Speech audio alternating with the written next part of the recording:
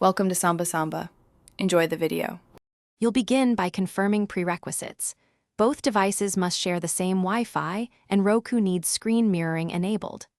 On Roku, go to Settings, right arrow System, right arrow Screen Mirroring, and set the mode to Prompt or Always Allow. This determines whether you'll accept each connection. Once done, pull down Android's Quick Settings or Open Connected Devices right arrow Cast.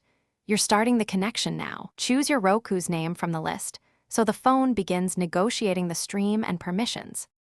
After selecting your Roku, you'll see a connection request on the TV. Accept it so the devices pair.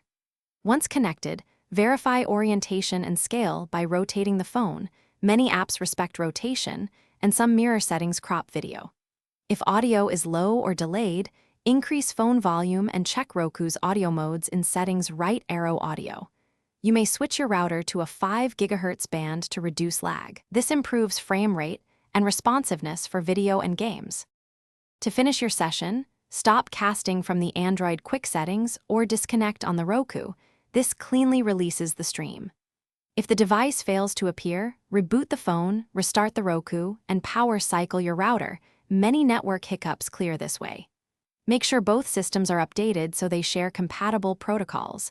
If mirroring still fails, switch to a third-party casting app or use the Roku mobile app's remote right arrow play on Roku feature as an alternative troubleshooting. Thanks for watching. Consider subscribing if we helped you.